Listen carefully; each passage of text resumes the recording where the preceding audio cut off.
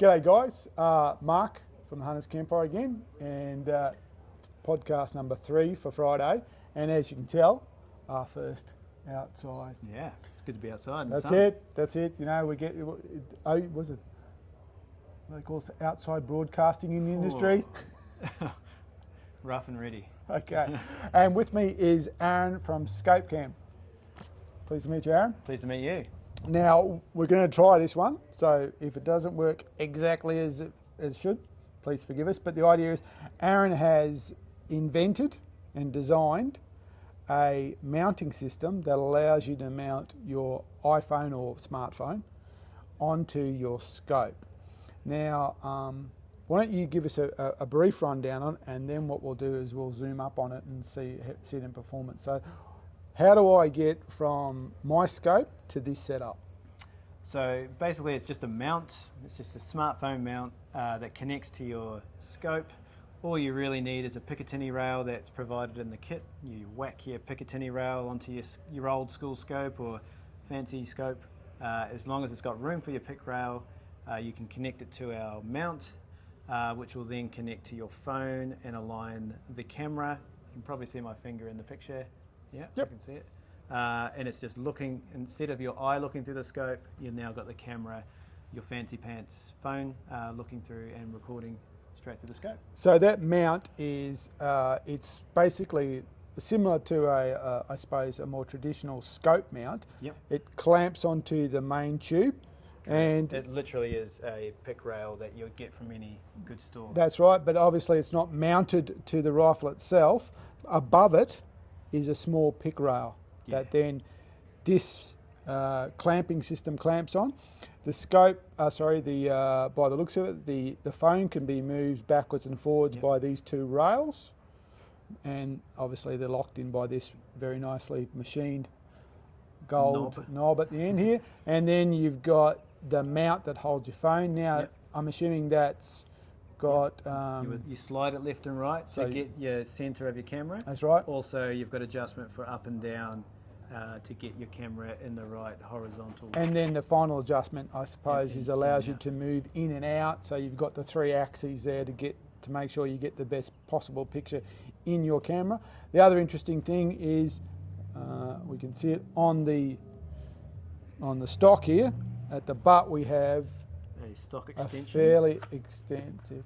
So it gives you a bit more eye relief. What it does is it attaches straight to your rifle stock, and it just slides into position over the silicon band, which locks it in place. So that's going to give, basically that's an stock extender, because what you've, I suppose, done practically is you've pushed the eye of your scope back. So obviously if you don't extend it, you're going to be wearing your... You have an iPhone, literally. Yes, right. You're going to be wearing your smartphone. So now, we were speaking about this before. This is really well suited to a tripod mount or a static mount. Yeah, bipod, tripod, or some sort of quad bike mount that can swivel in position and hold it. You're not going to be able to do a standing shot unless you're really awesome.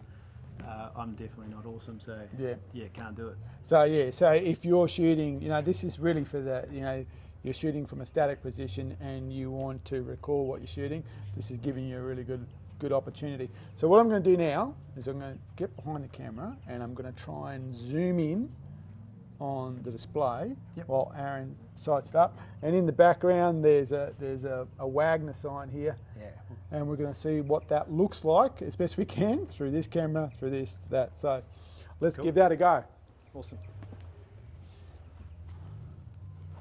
I can show the quick releasing. So the first thing I do is just, so show us the quick release. So it's got a quick release on here.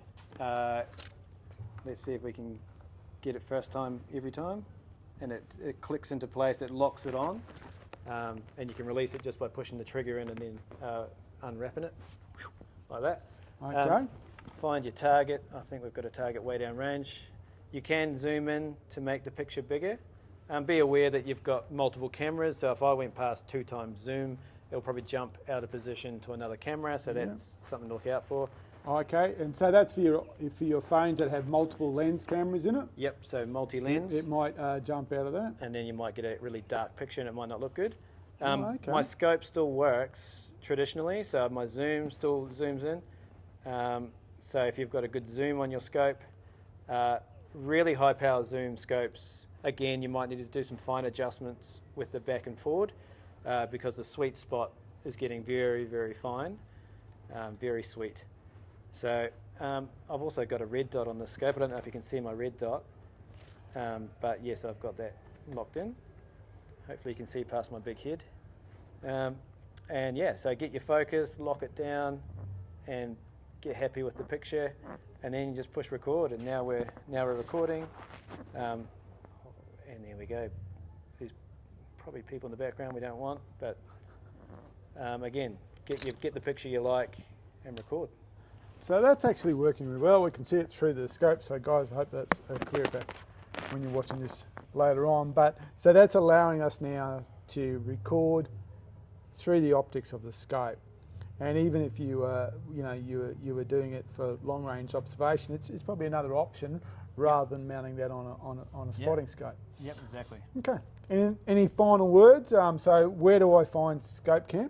So our webpage is skopecam.com with a K, S-K-O-P-E. Okay. Skopecam. I love to spell things incorrectly. And we've got Facebook and Instagram, just your handle tag or whatever of @Skopecam. Okay, mate. Thanks very much for your time. Thanks, Mark. And on to podcast number 4.